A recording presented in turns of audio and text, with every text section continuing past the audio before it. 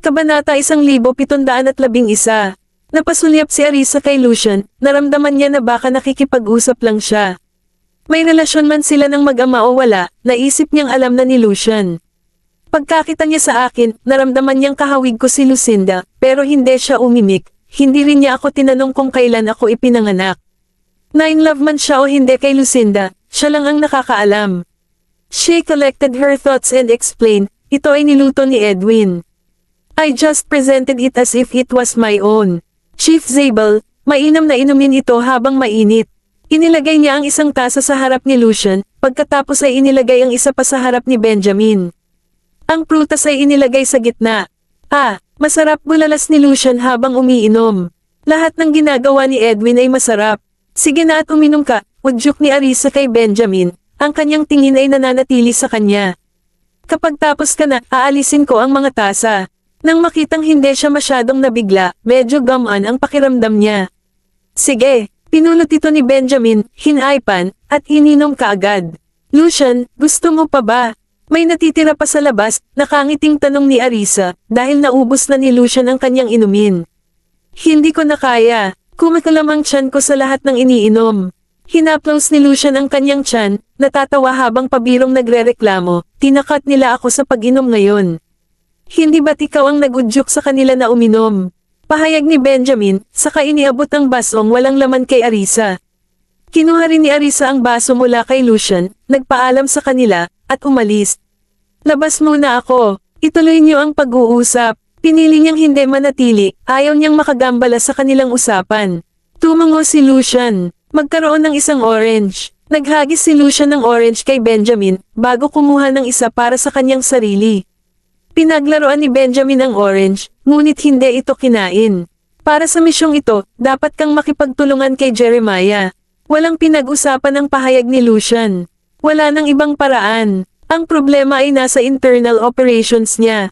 This time, talagang mabibigo siya. Tumawa si Lucian, alam niya na ang kaguluhan sa kampo ni Jeremiah ay magdudulot ng malaking abala para sa kampanya ng huli sa halalan. Ginawa ba ng kalaban niya? Si Benjamin ay hindi kasing metikuloso ni Lucian sa bagay na ito, pagkatapos ng lahat, wala siyang lahat ng impormasyon. May hinala nga kami, pero kailangan namin ng ebidensya. Sabi ni Lucian, unti-unting binabalatan ang isang orange. Napatingin si Lucian kay Benjamin. Gayunpaman, si Jeremiah ay nasa isang dahado sa ngayon. Ang mga mata ni Benjamin ay malalim at nag-iisip, puno ng kanyang sariling mga pagsasaalang-alang. Tungkol naman kay Jeremiah at sa kanyang kalaban, hindi pa rin tiyak kung sino ang magwawagi sa huli. Gayunpaman, nagtanim pa rin ng sama ng loob si Benjamin kay Jeremias dahil sa pagkidnap sa kanyang anak. Kaya naman, hindi siya partikular na hilig na tulungan si Jeremias. Sumulyap si Lucian sa kanya, alam na alam niya ang ugali ni Benjamin. Hindi ka pa rin nagtatanim ng sama ng loob sa kanya, di ba? Sa lahat ng ito, walang masamang dugo sa pagitan ni Jeremias at Benjamin, maliban sa panahong ito. Gayunpaman, labis na hinangaan ni Lucian ang ginawa ni Jeremiah. Hindi kaya maagang natuklasan niya ang isang bagay na mali sa kanyang sariling hanay, at ginamit ang dahilan ng pagkidnap sa bata para banta si Benjamin na tulungan siya. Pagkatapos ng ilang pag-iisip, naramdaman ni Lucian na hindi ito ganap na imposible. Sa malamig na paghikbi, tinitigan ni Benjamin ng malalim si Lucian. Panunuya, sinabi niya, hindi ba palagi mo siyang inaaway? Tumaas ang isang kilay ni Lucian, bamantong hininga, iyon ay isang bagay ng nakaraan ngayon. Alam ni Benjamin na medyo maganda ang kanilang relasyon. Noong nakaraan, nang marinig niya ang pangalan ni Lucinda ngayon ay nag-isip siya, hindi mo binanggit kung bakit. Dahil ba kay Lucinda, saglit na huminto si Lucian, hindi umamin o itinanggi. Siya ay isang romantikong karibal. Mataman siyang tiningnan ni Benjamin. Walang kinalaman sa amin ang bagay na ito. Bakit mo pinag-uusapan ang mga lumang isyo? Galit na galit si Lucian.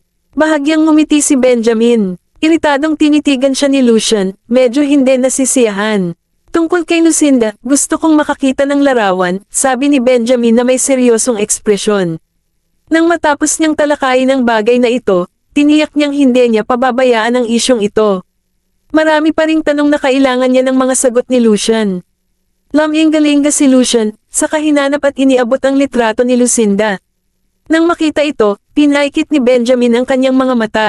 Magkamukha talaga sila, katulad ko at ng mga bata. Kabanata 1712. Tila inukit sa iisang amag sina Arisa at Lucinda. Mas tumpak na sabihin na sila ay higit na magkatulad dahil sa kanilang magkatulad na edad. Sa unang tingin, maaaring isipin ng mga walang kamalay-malay na sila ay iisang tao. Malapit ka ba kay Lucinda? Napatingin si Benjamin kay Lucian, sinusubukang alamin kung gaano nila kakilala ang isa't isa. Talaga, lumaki tayong magkasama. Sinulyapan siya ni Lucian bago sinabing, si Lucinda ay inampon ng pamilya Luet, na kasalukuyang mga karibal ni Jeremiah. Gayunpaman, ang buhay ni Lucinda kasama ang kanyang mga adoptive na magulang ay hindi masyadong maganda. Noong una, ang pamilyang iyon ay walang mga anak. Gayunpaman, pagkatapos ampunan si Lucinda, nagkaroon sila ng isang anak na lalaki makalipas ang ilang taon. Dahil dito, ang kanilang saloobin sa kanya, bagaman, hindi ito naging masama. Gayunpaman, ito ay isang anyo ng emosyonal na pang-aabuso. Kaya, gusto talaga ni Lucinda na iwan ang pamilyang iyon. Hanggang high school lang siya. Pagdating sa universidad, kailangan niyang kumita ng sarili niyang pera sa pamamagitan ng pagtatrabaho ng part-time habang nag-aaral. Gusto namin siyang tulungan, ngunit hindi niya ito tinanggap, sabi ni Lucian, na ang pamilya ay mahusay. Itinuring ding mayaman ang pamilya ni Jeremiah. Gayunpaman, sa oras na iyon, ang pamilya Hoffman ay nahulog pa rin kung ihahambing sa pamilya Luet. Sa pagsasalita tungkol sa mga nakaraang kaganapan, naramdaman ni Lucian ang isang nasusunog na sensasyon sa kanyang ilong. Gayunpaman, napakasaya ni Lucinda. Siya ay nagsumikap ng higit pa kaysa dati at hindi kailanman nagbahagi ng mga problema ng kanyang pamilya sa kanyang mga kaklase at kaibigan. Gayunpaman, sila ay mula sa parehong kapitbahayan, kaya alam nila ang kalagayan ng isa't isa ng lubos. Nagtaas ng kilay si Benjamin. Parang disenteng tao talaga si Lucinda. Bakit siya nawala? Huminto si Lucian, tila nag-aalangan na magsalita. Lucian, sana masabi mo sa akin ang totoo. Ang bagay na ito ay medyo may kaugnayan sa aking asawa. Kung hindi ako nagdududa sa kanyang pagkatao, hindi ako magtatanong ng ganoong personal na tanong. Hindi nagpatalo si Benjamin kay Lucian. Nagkasama na ba kayo ni Lucinda? Bakit wala siyang pakialam noong nawala siya? Ang gusto lang niyang malaman ngayon ay kung kadugo ba ni Lucian si Arisa. Umawang ang labi ni Lucian. Kanina pa tayo magkasama. Nagsalubong ang kilay ni Benjamin. Nagkarelasyon na ba kayong dalawa? Natigilan si Lucian, nakatingin sa kanya nang nagtataka. Hindi, gusto ko, pero tinanggihan niya ako. Tumaas ang isang kilay ni Benjamin, hindi nakapagsalita sa sagot. Madali itong humantong sa hindi pagkakaunawaan, alam mo ba? Sa kabutihang palad, nalinaw ko. Bakit ngayon mo lang sinabi na magkasama kayong dalawa? Si Benjamin ay walang imat. Sabay tayong lumaki, di ba? Binigyan siya ni Lucian ng isang sidilang sulyap. Natigilan si Benjamin. Kasing weird ni Kingsley ang paraan ng pag-iisip niya. Dahil inalis ang posibilidad na si Lucian ang ama ni Arisa, hindi maipaliwanag na gamaan ang pakiramdam ni Benjamin. Sino ang kasama ni Lucinda? I'm talking about a romantic partner. Sa kaibuturan, may ideya si Benjamin, ngunit hindi niya matiyak kung may iba pang manliligaw si Lucinda. Parehong kilala ni Lucian at Jeremiah si Lucinda. Magkalaban din sila sa pag-ibig. Kung hindi kasama ni Lucinda si Lucian, malamang na nakasama niya si Jeremiah. Hindi ka talaga naniniwala na si Jeremiah ang biological father ni Arisa, di ba? Sa puntong ito, hindi na nalilito si Lucian. Kumunat ang noo ni Benjamin, nakatingin kay Lucian. Hindi talaga gusto ng huli si Jeremiah. Si Lucinda ay totoong may relasyon kay Jeremiah, ngunit hindi siya buntis nang mawala siya. Sa kabila ng sinabi nito, hindi makumpirma ni Lucian kung lubos siyang sigurado. Hindi madaling sabihin kung ang isang babae ay buntis sa mga unang buwan. Maaaring natuklasan niya lamang ang kanyang pagbubuntis pagkatapos niyang umalis. Nag-aatubili si Benjamin na isangkat si Jeremias, ngunit ito ay lohikal na pagbabawas lamang ng isang makatuwirang tao. Maaari mo bang tiyakin sa akin na walang nangyari sa pagitan nila? Nabanggit ba sa iyo ito ni Jeremiah? Namula ang mukha ni Lucian habang iritadong tinitigan si Benjamin. Bakit hindi mo tanungin si Jeremiah sa iyong sarili? Paano ko malalaman ang anumang bagay tungkol sa kanilang mga gawain? Ayaw niya talagang malaman dahil nakakadurog ng puso. Sumulyap si Benjamin sa kanya, alam niyang imposibleng malaman niya ang mga detalyeng iyon. Sa katunayan, napakadaling malaman kung may kaugnayan si Jeremiah sa kanyang asawa. Ito ay magiging malinaw kapag ang isang DNA test ay ginawa sa kanila. Saan ang huling alam na lokasyon ng Lucinda ayon sa impormasyong iyong nakalap? Tumingin si Lucian kay Benjamin at sa wakas ay sumagot, Delmore. Kabanata 1713. Nagulat si Benjamin. Wala bang kahit isang piraso ng impormasyon sa system? Umiling si Lucian. Walang balita o pagbabago. Simula nang pumunta siya dito, hindi na siya nagpakita. Noon, hindi kasing advance ang surveillance gaya ng ngayon. Sa katunayan, halos walang anumang surveillance. Ang pakikipagkilala sa isang tao ay hindi madaling gawain. Kapag hindi nagpakita ang isang tao, maaaring dahil ito sa mga hindi inaasahang pangyayari, ngunit mahirap ding makahanap ng anumang mga pahiwatig. Noong mga panahong iyon, napakadaling itapon ang isang katawan ng walang bakas o natuklasan. Kaya, ang paghahanap ng isang tao ay talagang mahirap. Napuno ng iba't ibang haka-haka ang isip ni Benjamin. Ang mabilis na paghahanap kay Lucinda ay imposible. Malaki ang posibilidad na si Lucinda ay dumanas ng pag-uusig. Ang isang buhay na tao ay hindi maaaring mag-iwan ng anumang bakas ng kanilang pag-iral. Medyo malabo pa rin ang relasyon ni Arisa at Lucinda. Kung may kasamang iba si Lucinda pagkatapos umalis, mahihirapan si Arisa na hanapin ang kanyang biolohikal na ama. Lumipas na ang panahon mula noon. Hindi ka na talaga dapat malungkot, pang-aaliw ni Benjamin kay Lucian. Sumulyap si Lucian sa kanya, I'm not particular upset, I just feel it sayang. Noon, kung hindi siya inawi ni Jeremiah, hindi siya aalis.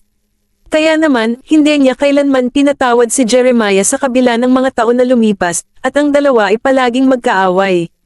Medyo naintindihan naman ni Benjamin ang nararamdaman ni Lucian. Bumangon siya, magpahinga ka muna saglit, sa hapon, may maghahatid sa'yo sa airport. Okay, bumangon si Lucian na medyo kumikirot ang ulo. Kailangan niya talagang matulog. Lumapit si Benjamin para tulungan siya, ngunit kinawayan siya ni Lucian. Ayos lang ako. Tinulungan pa rin siya ni Benjamin. Natapos mo na bang pag-usapan ang bagay na ito? May dala-dala si Arisa na pagkain para sa kanila, buti na lang lumabas na sila. Oo, ihahatid ko muna siya sa itaas para magpahinga, habang dapat ka ring magpahinga at huwag nang magulo, sabi ni Benjamin, ay nalalayan si Lucian sa itaas. Tumawa si Arisa, tumalikod, at tumungo sa sala para dalhin si Bradley at ang iba pa ng pagkain. Si Bradley ay nakikipag-usap kina Kingsley at Sean, tinatalakay ang mga pangyayari sa kanyang pagbabalik. Hindi mo maiisip kung gaano ako naging malas. Nasa kalagitnaan ako ng pagmamaneho ko nang masiraan ang sasakyan. Napadpad ako noon sa gitna ng kawalan. Tumawag ako ng tow truck pero kahit isang oras ang paghihintay, hindi pa ito dumating. May roadwork daw sa unahan, kaya kailangan nilang lumihis ng mahabang panahon. Naghintay ako at naghintay. As in, pinadala ako ni Mr. A bodyguard. Buti na lang at nalaman niya ako, Mr. A bodyguard. Result, we ended up tinkering with the car himself for quite a while before we finally managed to fix it. Alam mo ba ang pinaka nakakalungkot? Nung natapos na kaming mag-ayos ng sasakyan, dumating na yung tow truck. Hindi napigilan ni Kingsley at Sean na tumawa. Talaga, hindi ako makapaniwala kung gaano kamalas. Tumawa si Arisa, ngunit nakaramdam ng guilt. Nung umalis kami, dapat ay tinawag ka namin para sumama sa amin. Kasalanan ko ang lahat kung bakit ko nakalimutan. I'm sorry, Bradley. Huwag kang mag-alala boss, hindi ba ako ang nagmaneho dyan? Kung hiniling mo akong sumama sa iyo, kailangan ko pa ring ibalik ang sasakyan, di ba? Hindi siya sinisisi ni Bradley. Alam din niyang malamang na nakalimutan ni Arisa nang hindi sinasadya. Kung tutuusin, hindi naman siya tanga. Nang makita niyang umalis sila, umalis na rin siya kay Jack Astor. Mangyaring maghukay. Umupo si Arisa at tinanong si Bradley, Bradley, ano sa palagay mo ang sinabi ni Lucian? Gusto mo bang pumunta? Arisa, pumayag na siya sa hiling ni Lucian, nakangiting sabi ni Sean. Pumunta siya upang makita si Lucian sa hapon, dagdag ni Kingsley. Nagulat si Arisa, ganon kabilis, sige boss, alis na ako. Dapat tandaan mo ako. Napatingin si Bradley kay Arisa. Iniisip kong gaano nakatagal mula noong huli silang magkita, naramdaman niya ang pagkirot ng kanyang ilong na may bahid ng lungkot. Siyempre tatandaan kita, sinong makakalimot sa ganyang guwapong lalaki? Natatawang sabi ni Arisa, kapag may oras ka, tawagan mo kami. Tatawagan ka namin kapag namiss ka namin. Kung may problema ka, ipaalam sa amin. Huwag mong itago ang sarili mo, intindihin mo. Binigyan siya ni Arisa ng ilang mga salita ng payo, na hinimok siya na huwag maging hiwalay. Dahil walang ibang kamag-anak si Bradley, may mga pagkakataong medyo nalulungkot siya. Talaga, tumango si Bradley bilang pagsang-ayon. Kapag nasa labas ka na, alagaan mong mabuti ang iyong sarili at laging unahin ang iyong kaligtasan. Paalala ni Arisa sa kanya, ang kanyang pag-aalala ay katulad ng isang ina para sa kanyang anak. Kabanata 1714. Sa panahon ng bakasyon, dapat kang bumalik. Kahit saan ka man pumunta sa hinaharap, ang lugar na ito ay palaging magiging tahanan mo. Maaari kang bumalik kung kailan mo gusto. Kapag may oras kami, bibisitahin ka rin namin. Ikaw ang pinakamahusay, boss. Halos hindi napigilan ni Bradley ang kanyang sarili, ang kanyang bibig ay hindi mapigilan. Napakaiyakin mo, natatawang pang-aasar ni Kingsley. Anong alam mo? Pinandilatan siya ni Bradley, medyo nakakatawa.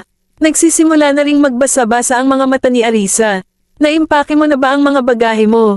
Tulungan kita dyan. Ang pag-iisip na siya ay umalis ng napakabilis upang sumama kay Lucian ay pumuno kay Arisa ng isang pakiramdam ng pag-aatubili. Hindi na tayo makakapag-ipon ng madalas. Nasa kotse ko pa ang mga bagahe ko. May ilang pirasong damit sa loob, sapat na para sa mga pangangailangan ko. Kaya hindi na kailangang mag-impake ng kahit ano. Ang mga bagay na dinala ni Bradley ay medyo simple. Magdala ka pa ng ilang gamit. Kapag nagsimula ka ng magtrabaho, wala ka ng oras para mamili ng mga damit. Kapag nakita mong may kulang sa iyo, jet mo lang ako at ipapadala ko ito sa iyo, sabi ni Arisa sa kanya bago ito tumayo para umakyat. Nag-impake pa siya ng ilan pang damit para sa kanya, siguraduhing may kasamang winter coat. Sa pagstay ni Bradley kung minsan, may natitira pa siyang damit doon. Dinalhan din siya ni Arisa ng mga pang-araw-araw na pangangailangan. Lumabas si Benjamin mula sa silid ng panauhin, napansin ang kanyang pagmamadalian. Anong ginagawa mo? Dapat nagpapahinga ka na, sabi niya. Aalis si Bradley kasama si Lucian sa hapon. Tinutulungan ko siyang mag-impake. Dagdag pa ni Arisa, maaari mo bang hilingin kay Lucian na alagaan siya? Don't worry, ako na ang bahala sa lahat. Mahirap sa umpisa, pero after the first half month, ganap na siyang ma-adapt. Kaya lang medyo mahigpit doon. Hinawi ni Benjamin ang buhok niya. Nakangiting tumango si Arisa. Sa totoo lang, wala siyang masyadong inaalala. Kilala rin sila ni Lucian, at si Benjamin ay bahagi rin ng parehong gang. Tiyak na may ilang pamilyar na mukha sa grupong sinasali ni Bradley. Kaya, tiyak na hindi siya mabubuli. Huwag ka nang mag-alala tungkol sa kanya. Ang mga lalaki ay kailangang gumawa ng landas sa kanilang sarili. Marahang ginulo ni Benjamin ang kanyang buhok. Napatingin sa kanya si Arisa na may nakakatawang ngiti at kusa itong mumuso. Sinadya mo ba siyang sumama para hindi na siya madalas bumisita sa bahay natin? Honey, inosente ako. Hindi ko ginawa. Mabilis namang itinanggi ito ni Benjamin, at iginiit na palagi niyang tinatanggap si Bradley kapag bumisita ang huli sa kanilang tahanan. Gayunpaman, aminado siyang may kirot na selos ang nararamdaman niya sa tuwing nakikita niyang lumalapit si Bradley kay Arisa. Ang akusasyon ko ay walang basehan. Dare you say wala kang ulterior motives? Sinundot ni Arisa ang kanyang dibdib, balak siyang pagsabihan. Gayunpaman, hindi siya seryoso. Isang nakakalokong ngiti ang ibinigay ni Benjamin. Oo, matalas ang mata ng kanyang asawa. Walang niloloko sa kanya. Binigyan siya ni Arisa ng nakangiting sulyap. Nagtataka ako, paano biglang pinayagan si Bradley na sumali sa National Security Agency. Maaaring may agenda ako, ngunit ito ay mabuti para sa kanya. Ang pagpapalam sa kanya na magkaroon ng karanasan ay hindi isang masamang ideya, dahil maaari rin niyang ibahagi ang aming pasanin, paliwanag ni Benjamin sa kanya. Buti na lang mas marami ang mga tao nila sa loob. Mas madali ring gawin ang mga bagay sa mga kakilala. Salamat, hubby. Nagtiptoed si Arisa at binigyan siya ng halik. Hindi niya inaasahan na si Benjamin ay magiging maalalahanin kahit na mag-aayos ng trabaho para kay Bradley. Dati, lagi niyang hinahanapan ng mali ang huli. Napaharap sa kanyang kilos bigla, nabigla siya sa gulat at saya. Pinulupot ni Benjamin ang kanyang mga braso sa kanyang baywang at gumanti sa kanyang halik, "You're welcome." Ang asawa ay dapat ibahagi ang iyong mga alalahanin at lutisin ang iyong mga problema. Tumawa si Arisa, puno ng kaligayahan ang kanyang puso. Natulog na ba si Chief Zabel? Oo, maaga pa. Ihahatid natin sila sa airport ng 5:00 ng hapon. Napasulyap si Benjamin sa oras. Alas 3 na, kaya may 2 oras pa para matulog. Alas 6 ang biyahe, bulong ni Arisa. Halos oras na ng hapunan. I'll ask Edwin to prepare dinner early. Kung tapos silang kumain ng alas 5, dapat may sapat na oras sila para pumunta sa airport, di ba? Oo naman, dapat magkaroon tayo ng sapat na oras. Ibinaba ni Benjamin ang kanyang mga labi sa isang ngiti, hindi halos kasing balisa ni Arisa. Hindi nila kaya, maaari na lang nilang kunin ang susunod na flight. Tumawa si Arisa, iniisip kung ano ang iniisip ni Lucian kapag pinili niya ang oras. Kabanata 1715. Kung makahahadlang ka kay Lucian, humanda ka sa pagagalitin. Sinulyapan siya ni Arisa, nagbigay ng babala.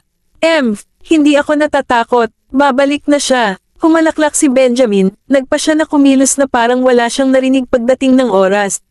Sige, tulungan ko muna si Bradley na mag-impake. Kailangan ko ring tumulong sa hapunan para makakain na sila ng mas maaga. Sabi ni Arisa, saka tumalikod at naglakad palayo.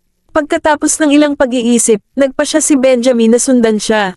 Pumunta ka at magpahinga, o baka gusto mong umupo sa kanila sa ibaba ng ilang sandali. Nang makita siyang sumusunod sa kanya, napatawa si Arisa. Tumingin si Benjamin sa kanya. Sabay tayong bumaba saglit, hindi na siya inistorbo ni Arisa. Mabilis siyang nagsimulang mag-impake, at kung may kulang, sasabihin niya kay Benjamin na kumuha ng bago. Kailangan mo ba talagang ipak ang lahat ng mga bagay na ito? Hindi ba niya mabibili ang mga ito doon? Nakita ni Benjamin na inilagay niya ang lahat sa bag. Nilagyan niya ng laman ang pumutok na bagahe. Hindi ito kasing ginhawa sa bahay. Hindi ba't iniimpake mo rin ang mga bagay na ito kapag naglalakbay ka? Ganti ni Arisa, dahil nasa bahay na namin ang lahat, hindi na niya kailangan pang lumabas at bumili. Hinawakan ni Benjamin ang kanyang ilong. Ginawa niya ito dahil hindi siya sanay na gumamit ng mga bagay sa labas. Tiningnan ni Arisa ang bagahe, siniguradong walang naiwan bago tuluyang i-zip ito. Iwan mo muna dito, kukunin natin pag-alis natin. Tinapik ni Arisa ang luggage bag, saka lang siya kontentong umalis. Hinawakan ni Benjamin ang kamay niya at sinabi sa kanya, nasa dormitoryo ang lahat ng kailangan niya, kaya huwag kang mag-alala tungkol dito. Kung hindi ka naniniwala sa akin, maghintay hanggang makarating doon si Bradley, at maaari mong hilingin sa kanya na magpakuha ng litrato para makita mo. Ngumiti si Arisa sa kanya, mahinang bamulong, ano bang iba sa kung ano ang mayroon tayo sa bahay. Ang mga bagay na inimpake ko para sa kanya ay nagpapainit sa kanyang puso kapag nakikita niya ito. Nagtaas ng kilay si Benjamin. Mahal na mahal ng asawa ko si Bradley. Iniwas ni Arisa ang kanyang tingin sa kanyang mukha, isang walang kwentang tingin sa kanyang mga mata. Anong meron sa ekspresyon mo? Wala, honey, napaka-caring mong tao. Papuri ni Benjamin. Napaawang ang sulok ng bibig ni Arisa. Bumaba ang dalawa sa hagdan, kasama si Arisa patungo sa kusina para ipaalam kay Edwin ang paghahanda ng hapunan kanina. Si Benjamin naman ay lumapit para umupo kasama ang iba. Benjamin, uminom ka ng kape. Si Kingsley ay medyo mapang-uyam. Nang makita niyang dumating si Benjamin ay agad niya itong binuhusan ng isang tasa ng kape. Napatingin sa kanila si Benjamin. Hindi ba kayong lahat ay iidlip? Hindi kami pagod. Si Sean, na nakainom ng maraming hangover na sopas, ay bumuti na ang pakiramdam, hindi pa banggitin sina Kingsley at Bradley. Aalis ako kasama si Lucian sa hapon, kaya balak kong uminom ng kape at makipag-chat sa kanila. Hindi ako sigurado kung kailan ako makakabalik. Ayaw ni Bradley na gugulin ang kaunting oras niya sa pagtulog. Sa totoo lang, medyo excited pa rin siya. Walang paraan para makatulog siya. Pwede kang bumalik kahit kailan mo gusto. Kung hindi ka pakakawalan ni Lucian, hihingi ako ng leave sa ngalan mo, sabi ni Benjamin kay Bradley. Ma'am, sagot ni Bradley sabay tawa. Kapag nandoon ka na, huwag mag-atubiling tumawag sa bahay kung nami-miss mo kami, payo ni Benjamin. Naiintindihan mo, Mr. Graham. Labis na naantig si Bradley. Tinatawagan ka namin, pero who knows, baka masyado kang abala para sagutin. Si Kingsley, na nakasabit ang braso sa balikat ni Bradley, ay naaliw na nanliit ang mga mata sa pagngiti. Hindi nag-alala si Bradley, palaging may oras habang kumakain. Kung abala ako para kunin, ibabalik ko ang iyong mga tawag kapag libre ako. Sina Benjamin, Kingsley, at Sean ay nagpalitan ng tingin, lahat sila ay nagbahagi ng mahinang tawa. Sumulyap si Bradley sa pagitan nila, maingat na nagtanong, bakit, wala bang oras para kumain? Hindi naman sa wala, kaya lang hindi naayos. Nakangiting sabi ni Sean, nakikita mo, palagi kang nasa labas, malamang na may oras lang kayong magmadaling kumain ng isang pirasong tinapay para mabusog ang inyong sikmura. Nagulat si Bradley, Mr. Bailey, naranasan mo na ba ito dati? Hindi mo kailangang maranasan ito para malaman, nakangusong sabi ni Sean. Oo, mahirap, ngunit malamang na mas aasa si Lucian sa iyong mga kakayahan. Kung gusto mong i-stake out ang isang tao, laging unahin ang iyong kaligtasan, paalala ni Arisa kay Bradley habang lumalapit siya at umupo sa tabi ni Benjamin. Kabanata 1716. Boss, siguraduhin mong gagawa ako ng magandang trabaho doon. Si Bradley ay hindi natatakot sa mga paghihirap. Kung tutuusin, hindi ba nila tiniis ang mas matinding paghihirap noon sa disyerto? Kaya lang, mas sanay na siya sa kalayaan, kaya ang biglaang mapasailalim sa mahigpit na mga patakaran ay maaaring mahirap para sa kanya na mag-adjust. Gayunpaman, tiwala siyang malalampasan ito.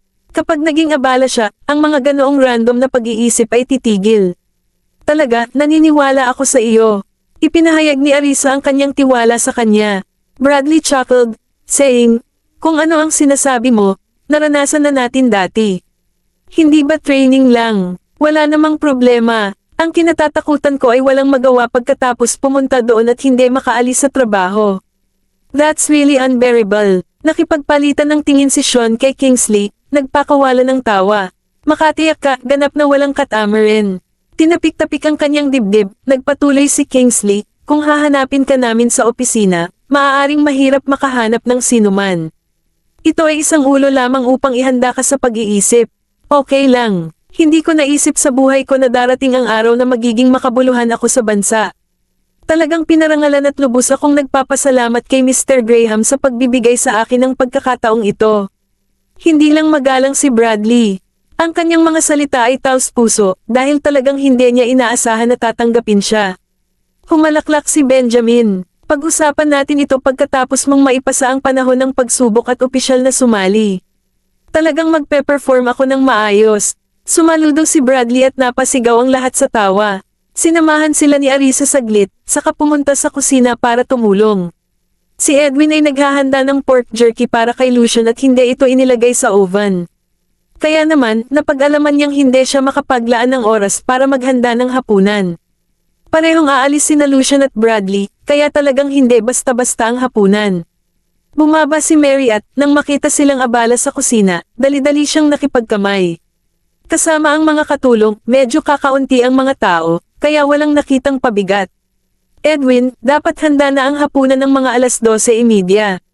Malamang na 5:00 na ang alis nila, dahil mas mabuting pumunta ng mas maaga. Ang kalahating oras ay tiyak na sapat na oras para kumain. Sa ganoong paraan, hindi magkakaroon ng anumang galit na pagmamadali sa paliparan. Walang problema, Mrs. Graham. Inilagay na ni Edwin ang pork jerky sa oven at inutusan ang utusan na bantayan ito. Pagkatapos, ipinagpatuloy niya ang paghahanda ng iba pang mga pagkain. Salamat sa inyong lahat. Kumuha si Arisa ng yogurt at inalok ang lahat ng inumin. Salamat, Mrs. Graham. Hindi kami napapagod. Ang pagtutulungan ay ginagawang madali ang lahat. Salamat, Mrs. Graham. Please, magpahinga ka na. Kakayanin namin ang lahat ng ito. Walang sino man ang nagreklamo dahil ito ay hapunan lamang na inihahain ng mas maaga kaysa sa karaniwan. Napakabait ni Arisa sa kanilang lahat at walang makapagsasabi ng iba. Dati, walang pakialam si Benjamin sa mga ganyang bagay. Tense rin ang kapaligiran sa bahay at hindi sila ng ahas na magkamali. Napangiti si Arisa, hindi ako pagod. Alam kong aalis na si Bradley ngayong gabi, hindi pa rin ako makatulog. Mas mabuting manatili ako sa inyong lahat para mapabilis ang lahat. Malayo ba ang lugar kung saan magtatrabaho si Bradley? Alam ni Mary kung nasaan ito, ngunit hindi niya alam kung gaano ito kalayo. Well, hindi naman masyadong malayo. Sa eroplano, mga 1 oras ang layo. Kung magdadrive ka, baka abutin ng 6 hanggang 7 oras, sabi ni Arisa habang namimitas ng mga gulay.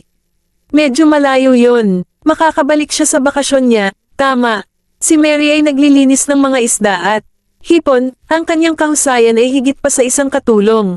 Malamang na hindi sila makakakuha ng maraming oras dahil espesyal ang kanilang trabaho at magiging abala sila.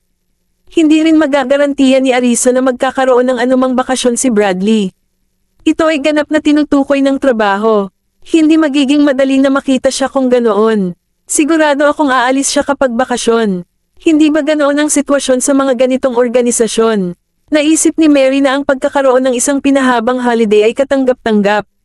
Humalaklak si Arisa, pagkatapos ay ipinaliwanag kay Mary, iba ang kanilang pinagtatrabahuan sa iba. Baka mas abala pa sila kapag bakasyon. Miss Graham, kung namimiss mo siya, tawagan mo lang siya. Napakaginhawa ng komunikasyon sa mga araw na ito, biro ng kasambahay, na iniisip na hindi ito malaking bagay. Talaga, nakangiting tugon ni Arisa, gayunpaman, ang makita siya sa totoong buhay ay malinaw na mas mahusay. Kabanata 1717. Pagdating ni Kingsley, nakita niyang nagkakagulo ang lahat at tumatawa sa amusement. Maaga kayong naghahanda ng hapunan. Parang kaka-lunch ko lang. Napatingin si Arisa sa kanya. Maaari mong laktawan ng hapunan ngayong gabi.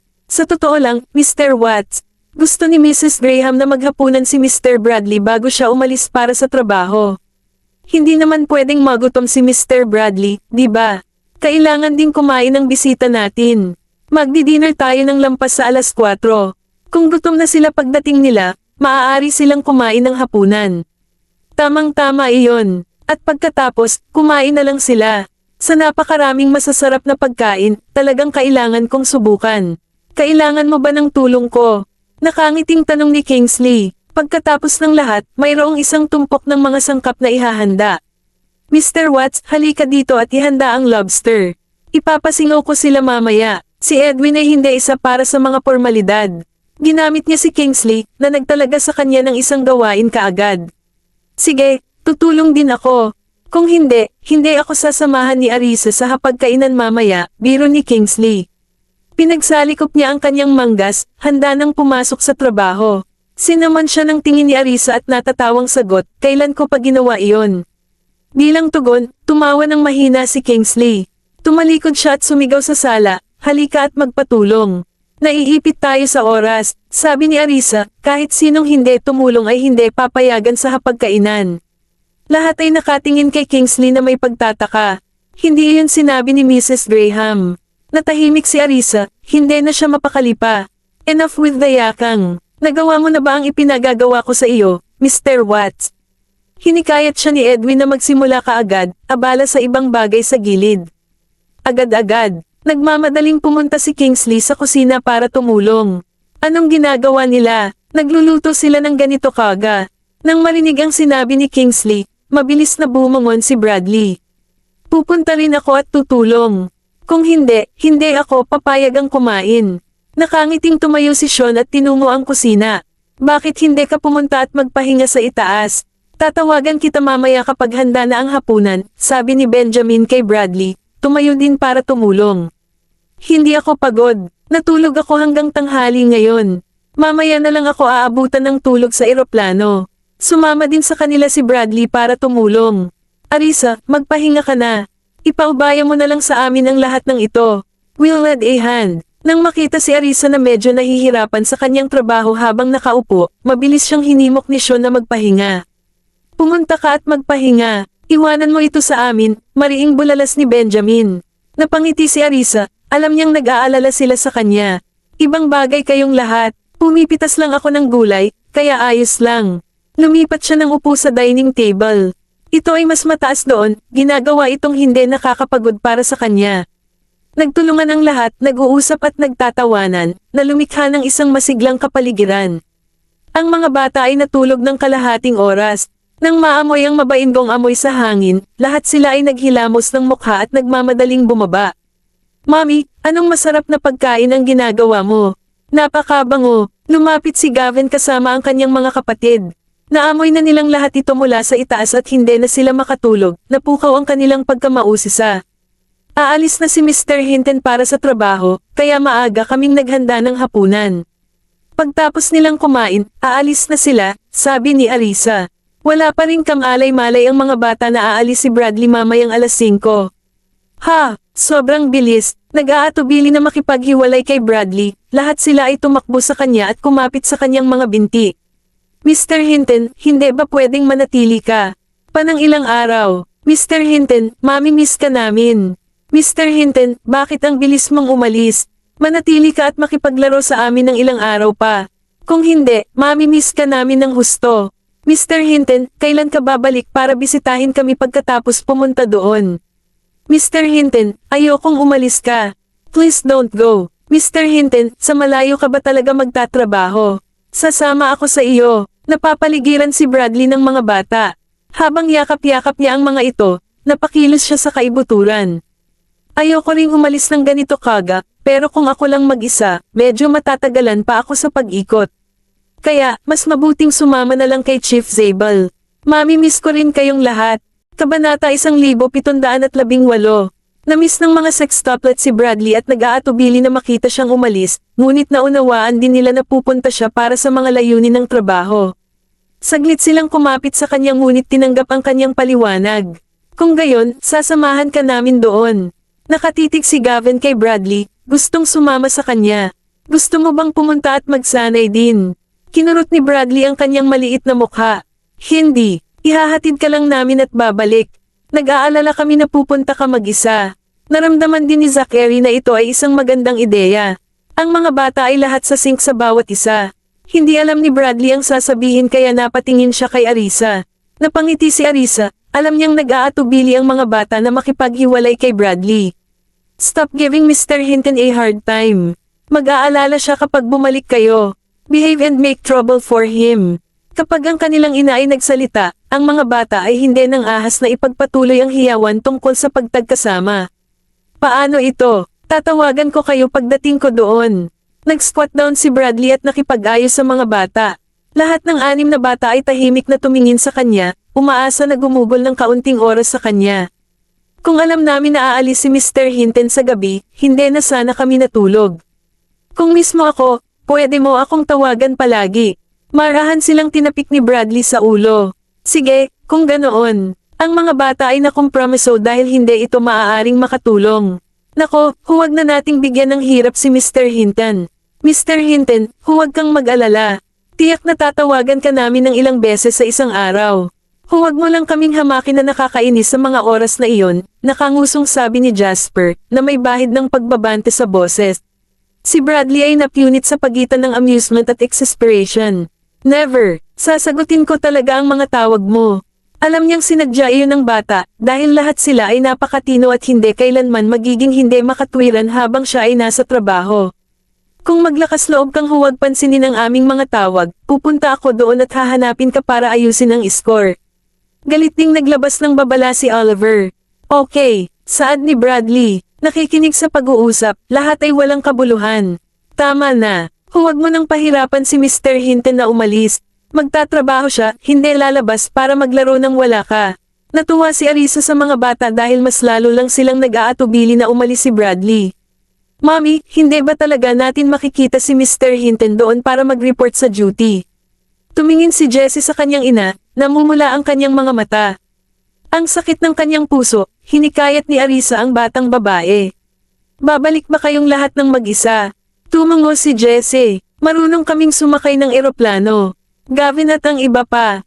Ilang sandali, nawala nang masabi si Arisa. Hayaan mo na lang sila, sabi ni Benjamin, na lumabas ng kusina. Sabay liwanag ng mata ni Jessie. Salamat, Mr. Graham. Ikaw ang pinakamahusay. Ang maliit na batang babae ay pumalakpak sa kanyang mga kamay, tumatalon-talon sa tuwa. Napangiti si Benjamin, nasusulat ang pagmamahal sa kanyang mukha. Naiwasan ng mga salita si Arisa. Hindi na binibilang ang mga salita ko ngayon. Sabi mo hayaan mo sila, pero sinasamahan mo ba sila? Napatingin siya sa lalaki. Ikaw ba ay talagang comfortable sa pagpapalam sa mga bata na umalis at bumalik ng mag-isa? Oo naman. Nang makitang nag-aatubili ang mga bata na makipaghiwalay kay Bradley, nagpa siya si Benjamin na bigyan sila ng kasiyahan dahil hindi naman ito ganoon kahirap. Bahagyang umawang ang labi ni Arisa. Kung dadalhin mo sila, wala akong tutol. Kayo na ang bahala. Napasulyap sa kanila ang mga bata, nanginginig ang kanilang mga mata sa kakatawa. Salamat, Mr. Graham. Pumayag si Daddy. Napakaganda. Si Mommy lang ang nag-aalala sa amin. Bahala ka. Nakangiting sagot ni Benjamin. Pagkatapos, tumalikod siya at bumalik sa kusina para tumulong. Mommy, dapat sumama ka rin. Nagniningning ang mga mata ni Timothy, at umaasa siyang makakasama niya ito. Boss, I don't think you should go. Medyo nakakapagod magbiyahe pabalik-balik. Tuwang-tuwa na si Bradley na dinadala ni Benjamin ang mga bata para samahan siya doon. Ayaw niyang mahirapan si Arisa simula nang buntis ito. Oo, parang hindi rin ako pupunta. Pagkatapos kong manganak, pupuntahan kita at bibisitahin ka. Paumanhin ni Arisa na alam niya ang sarili niyang kalagayan. Ayos lang, sagot ni Bradley sabay tawa. Kasunod nito, sinubukan niyang pigilan ang mga bata muli. Mas maganda siguro kung hindi mo na lang ako samahan doon. Paano kung hindi ko kayang makita kayong lahat na aalis pagdating ng panahon? Kabanata 1719. Kung hindi mo matitiis na makita kaming umalis, mananatili lang kami at gugugol ng mas maraming oras sa iyo. Sumasayaw ang tawa sa mga mata ni Gavin dahil hindi niya naisip na mahirap ang problema. Hindi mo ba namimiss ang mommy mo? Pang-aasar ni Bradley, lumukat ang mga mata sa saya. Of course, we will. But we have time to accompany her, kaya mas maglalaan muna kami ng oras sa'yo. Ngumiti si Zachary at nagnakaw pa ng tingin kay Arisa. Dagdag pa niya, di ba, Mommy? After spending a few days with Mr. Hinton, babalik tayo. Malaki na kayong lahat, kaya hindi ko na kayo makontrol. Kayo na po ang bahala. Sadyang bamantong hininga si Arisa, walang balak na pigilan sila. Pagkatapos, sinabi niya kay Bradley, pumunta kayo at magsaya. Haharapin namin ito. Kung tutuusin, wala na siyang masyadong magawa sa mga batang nagsisiksikan at kumapit sa kanya.